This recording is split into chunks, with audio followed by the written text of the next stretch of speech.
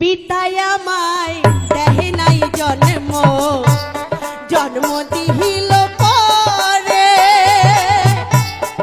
আমার যখন হলো গো জন্ম, মা ছিল না ঘরে রে। কি তামাশা খাইলাম রে ও দয়ালে, কি তামাশা খাইলাম রে।